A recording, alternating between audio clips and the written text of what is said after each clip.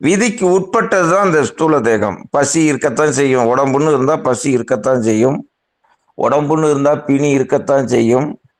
உடம்புன்னு இருந்தா அது மூப்பு வரத்தான் செய்யும். உடம்புன்னு இருந்தா சாக்காடு என்று வரத்தான் செய்யும். ஆனா உள்ளுடம்பு அந்த சூட்சும தேகத்துக்கு வந்து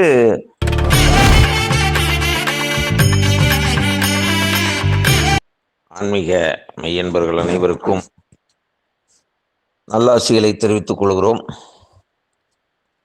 இன்றைய தினம் 3வது தந்திரத்திலே சந்திர யோகம் என்கின்ற ஒரு பகுதியிலே ஒரு சிறப்பான ஒரு பாடலை பார்க்க இருக்கின்றோம். எய்து மதிக்கலை சூக்கத்தில் ஏறியே எய்துவது தூளம் இருவகை பக்கத்துள் எய்தும் கலை போல ஏறி இறங்குமாம் துய்யது சூக்கத்து தூளத்த காயமே. ஒரு சிறப்பான ஒரு யோக அனுபவத்தை இங்கே திருமூலர் கூறுகிறார். எய்து மதிக்கலை, எய்து மதி என்றால் சந்திரன் என்று உங்களுக்கு தெரியும். நாம் எய்து என்றால் சந்திர கலையில் சூக்கத்தில் ஏறி சூட்சுமத்தில் ஏறி எய்துவது தூளம். அதாவது ஆயிரக்கணக்கான ஆண்டுகளுக்கு முன்பாகவே நமது உடம்பு என்பது வினை போகமே ஒரு தேகம் கண்டாய் அப்படிமா. நம்ம உடம்பு அப்படின்னா அது வந்து வினையின் அடிப்படையில் தான் நமக்கு உடம்பு கிடைத்திருக்கிறது. அது நல்வினை தீவினை அறம் பாவம் என்னும் அரும் கயிற்றால் கட்டி அப்படின்னு சொல்லுவார் மாணிக்கவாசகர். அது போல நமது உடம்பு வினையால் சூழப்பட்டிருக்கிறது. அப்படி இருக்கும் பொழுது திருமூலர் என்ன சொல்றாருன்னா, அந்த வினை தேகத்துல இருந்துகிட்டு இருக்கும் பொழுதே நாம் இன்னொரு உள் உடம்பு அப்படின்னு எல்லா சித்தர்களும் சொல்றது சூட்சும தேகம் அப்படின்னு சொல்றது. இது தூள தேகம் அப்படிம்பாங்க. சூக்கும தேகம் தூள தேகம் என்று 2 தேகம் இருக்கிறது. இந்த ஏன் அந்த மாதிரி 2 தேகம்னா, எல்லாருக்கும் சூட்சும தேகம் இருக்கும். ஆனா அது உங்களுக்கு நிழல் மாதிரி அதை நீங்க பயன்படுத்த முடியாத நிலையில இருக்கும். சாதாரண மனிதர்களுக்கும் சூட்சும தேகம் என்பது உண்டு. ஆனா தூள தேகத்தை பயன்படுத்துவது போல சூட்சும தேகத்தை பயன்படுத்த வேண்டும். அதைத்தான் அதற்கான ஒரு சூழலை நாம் எய்தும் மதிக்கலை சூக்கத்தில் ஏறிய எய்துவது தூளம் இருவகை பக்கத்துள் எய்தும் கலை போல. இப்ப இருவகை பக்கத்துள் எய்தும் கலை போல அப்படின்னா, சந்திரனை போன்று இந்த தூள தேகம் இருக்கிறதே, இது 15 நாள் எப்படி 15 நாள் வளர்கிறது, 15 நாள் தேய்கிறது சந்திரன். அது போலதான் நம்ம 15 நாள் ஆரோக்கியமா இருப்போம், 15 நாள் ஆரோக்கிய குறைவாக இந்த தூள தேகத்துக்கு கிடைக்கிறது.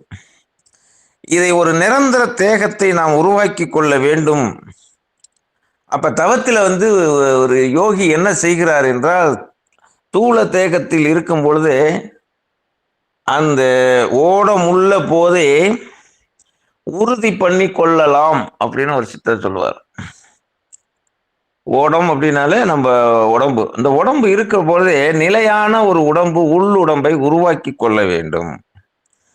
அப்ப அந்த சூட்சும தேகத்துக்கு உயிரை கொடுத்து அதற்கு வலிமையை உண்டாக்கி, இந்த தேகத்தை போலவே அந்த சூட்சும தேகத்துக்கு வலிமையை உண்டாக்கி கொடுக்க வேண்டும். அப்படி நம்ம உண்டாக்கி கொள்வது இந்த சந்திரனைத்தான் பயன்படுத்தி, இந்த சந்திரகர கலையைத்தான் நாம் பயன்படுத்தி, இந்த சந்திர யோகம் யாருக்கு தெரிகிறதோ அவர்களால் மட்டும்தான் சூட்சும தேகத்தை வலிமைப்படுத்த முடியும்.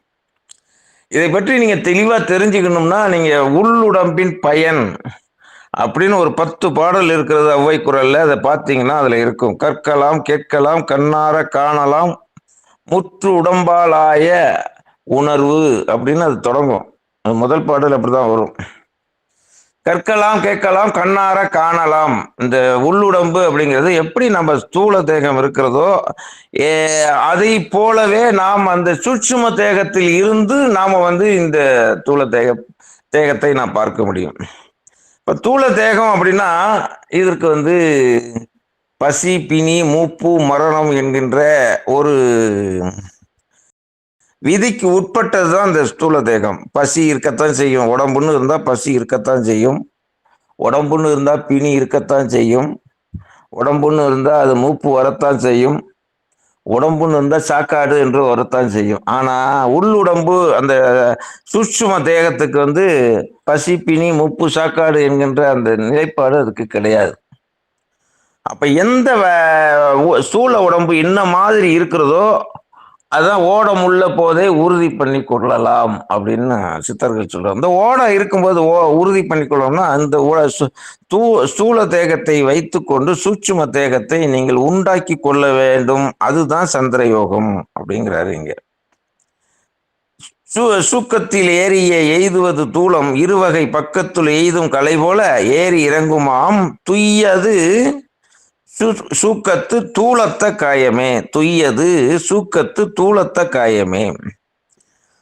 இந்த தூள காயத்தை போன்று சூட்சும தேகத்தை நீங்கள் சரியாக உண்டாக்கி கொண்டீர்கள் என்றால் அந்த உடம்பில் இருந்து கொண்டே இந்த உடம்பை நாம் வந்து இப்ப இந்த உடம்புல எதையாவது ஒரு நோய் வருகிறது, ஒரு பிரச்சனை வருகிறது அப்படின்னு சொன்னா அந்த அந்த ஸ்தூல சூட்சும தேகம் ஆரோக்கியமா இருந்துச்சு அப்படின்னா அங்கே இருந்து கொண்டு இங்கே வந்து நாம் இந்த உடம்பை சரி செய்து கொள்ளலாம். இப்போ விஞ்ஞானம் இப்ப பிறக்கும் பொழுது என்ன பண்ணிடுறாங்கன்னா பிறக்கிற அன்னைக்கே வந்து அந்த தொப்புள் கொடியை அப்படியே வெட்டி ஸ்டெம் செல்ஸ் அப்படின்னு சொல்லி அதை பாதுகாத்து அவங்க 60-70 வயசு வரலையும் வாழ்றது வரலையும் அவங்க உடம்புல எதையாவது ஒரு பிரச்சனை அப்படின்னா அந்த ஸ்டெம் செல்ஸ்லேயே எடுத்து அதை சரிப்படுத்த முடியும் அப்படின்னு சொல்லி விஞ்ஞானம் அந்த பேங்கெல்லாம் அங்கே எங்கே எல்லா நாட்டிலையும் உருவாக்கி வச்சிருக்காங்க. ஸ்டெம் செல்ஸ் பாதுகாத்து வச்சுக்கணும் அப்படின்னு சொல்லி. இதற்கு முன்னோடியாக நம்ம சித்தர்கள் என்ன பண்ணாங்கன்னா அந்த உடம்பை வைத்துக்கொண்டு சூட்சும தேகத்தை நீங்க உண்டாக்கி கொடுங்க. நம்ம சூட்சும தேகத்தை உண்டாக்கிட்டீங்கன்னா அதுக்கு வந்து நல்வினை தீவினை என்பது ரெண்டும் கிடையாது. சூட்சும தேகத்தை போய் பாதிக்க முடியாது. இந்த உடம்பை வந்து தான் பாதிக்கும். நாம் வந்து மகிழ்ச்சியாக இருக்க வேண்டுமா அல்லது துன்பமாக இருக்க வேண்டுமா, வேதனையோடு இருக்க வேண்டுமா, நோய்வாய்ப்பட்டு இருக்க வேண்டுமா அப்படி என்பது இந்த ஸ்தூல தேகத்துக்குத்தான் அந்த வினை இருக்கிறது தவிர சூட்சும தேகத்துக்கு அது கிடையாது. அதைத்தான் வந்து நல்ல வாசலை திறந்து ஞான வாசல் ஊடுவோய் எல்லை வாசல் கண்டவர்கள் இனி பிறப்பதில்லை அப்படிம்பார்.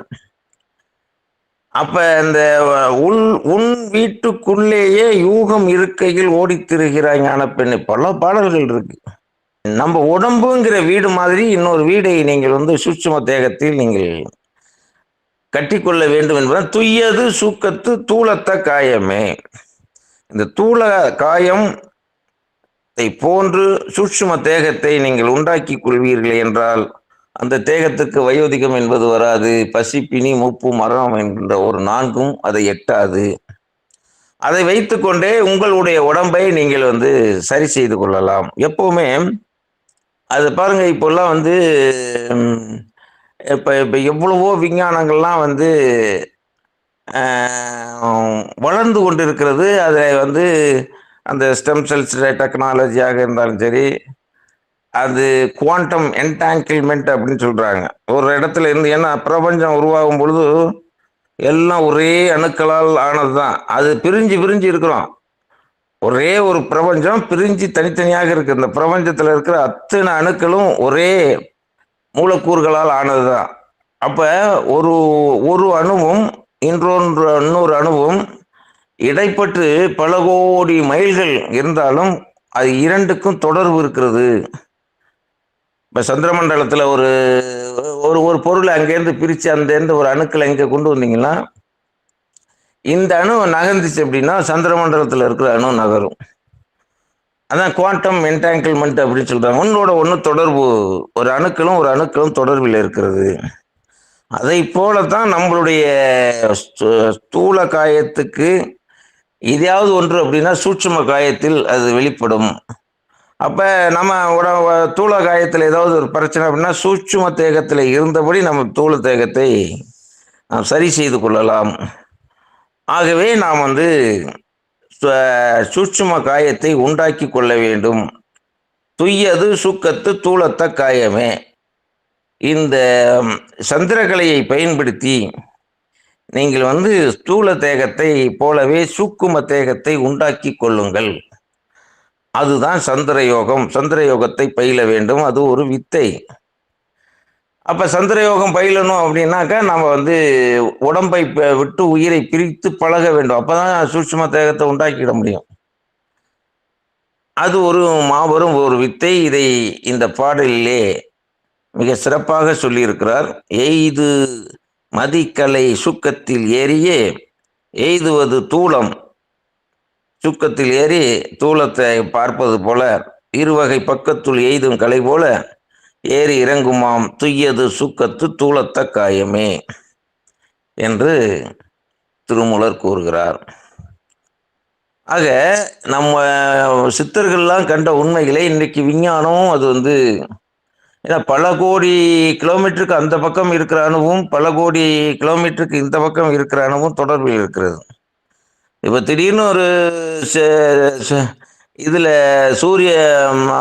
சூரியன் இடத்துல ஏதோ உள்ளர ஒரு வெடிப்போ இல்லைன்னா அங்கே ஒரு சின்ன மாறுதல் ஏற்பட்டாலும் இங்கே பூமியில் ஒரு மாறுதல் ஏற்படுது. சந்திரன் இப்போ பார்த்தீங்கன்னா பௌர்ணமி இன்னைக்கு பார்த்தா கடல் அலைகள்லாம் அப்படியே கொந்தளித்து இருக்கும். இப்போ அங்கே எங்கேயோ இருப்பதற்கும் இங்கே இருப்பதற்கும் தொடர்பு இருப்பது சாத்தியம் என்று விஞ்ஞானம் ஒத்துக்கொள்வது போல அந்த நம்மள ஸ்தூல தேகமும் சூட்சும தேகமும் ஒன்றோடு ஒன்று இணைப்பில் இருந்து கொண்டே இருக்கும். ஆக சூட்சும தேகத்தை உண்டாக்கிக்கிட்டிங்கன்னா அந்த ஸ்தூல தேகத்துக்கான ஆபத்துக்களை இருந்து நாம் காப்பாற்றி கொள்ளலாம். ஆக ஸ்தூல உடம்பை வைத்துக்கொண்டு சூட்சும தேகத்தை உண்டாக்கி கொள்வதுதான் யோகத்தினுடைய நுட்பம். அதுக்கு பேர் தான் சந்திர யோகம். இந்த சந்திர யோகம் பயில வேண்டும் என்று திருமூலர் கூறுகிறார். இதன் பேரிலே உங்களுடைய சந்தேகங்களை இப்பொழுது கேட்டறியலாம்.